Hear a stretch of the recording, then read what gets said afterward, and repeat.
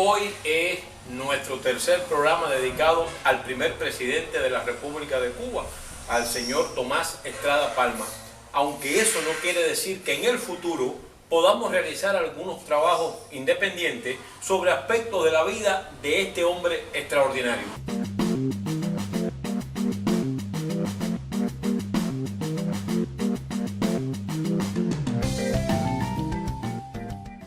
Como habíamos dicho en nuestro programa anterior, Estrada Palma gana la presidencia de la República de Cuba sin oposición. Bartolomé Mazó se retira de la campaña porque no ve garantías y esto hace que Estrada Palma pues asuma la presidencia prácticamente sin mucho esfuerzo. Tras 25 años de ausencia y procedente de los Estados Unidos, llega a Cuba Estrada Palma en marzo del año 1902. Arriba por Jibara, recorre la isla. Después de 2 meses de estar recorriendo Estrada Palma la isla, unas veces en tren, otras veces a caballo, porque recuerden que no hay ferrocarril a todos los puntos de la isla, al fin llega a La Habana. En La Habana es recibido multitudinariamente. Dicen que el morro estaba adornado y cerca de 70.000 habaneros están esperando al nuevo presidente de la República, al hombre que tomaría las riendas de la nación en uno de los acontecimientos más multitudinarios de la historia de Cuba hasta ese entonces. Estrada Palma asume la presidencia de la República de Cuba encontrándose un país en ruina. 400 años de dominio colonial español, 30 años de guerra y después 4 años de dominio colonial norteamericano habían dejado una herencia nefasta. El 26 de mayo del año 1902, en su primera intervención ante el Congreso, habla de la necesidad de fomentar la educación. Estrada Palma plantea como buen maestro que si no hay educación, no hay progreso del país. Por eso decide dedicarle un extraordinario presupuesto a la educación, el 25% de todo el dinero. Hace que suban las escuelas de 3.000 a más de 5.000. Los 4 años de gobierno de Estrada Palma se caracterizaron por la austeridad sin límite. Había que gastar menos que lo que ingresaba a las arcas del gobierno. Y esta fue la forma de gobernar Estrada Palma en sus años de gobierno.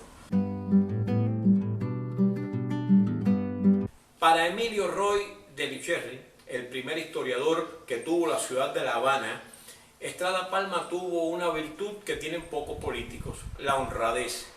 Pero la honradez tiene que ser parte de la vida cotidiana. Estrada Palma no hacía nada con quitarse parte de su salario y entregarlo nuevamente al tesoro de la nación, o coger transporte público y no utilizar el que tenía a su disposición, o comer menos que lo que debe comer, porque se plantea. Entre ellos, Ciro Bianchi tiene un artículo interesante en el diario Juventud Rebelde, donde plantea que Estrada Palma no era capaz de comerse un huevo hervido al día. Lo dividía a la mitad, dejaba un pedazo para el almuerzo y la otra mitad para la comida.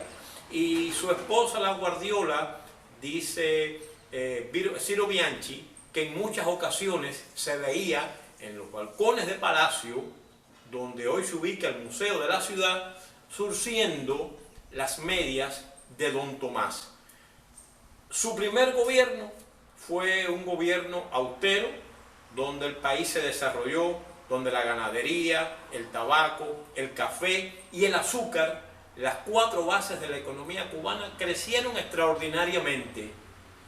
Hubo 3 tratados que él dirigió, y yo digo que los dirigió bien, porque el Tratado de Bases Navales y Carboneras logró que de un gran por ciento de bases que los americanos querían instaurar en la isla de Cuba, solo se aprobaran 2, los otros fueron excluidos. Propició el Tratado de Reciprocidad Comercial. Hoy es un tratado criticado, pero en cierto momento yo creo que contribuyó al desarrollo de la isla. Y también desarrolló durante su gobierno el Tratado Permanente.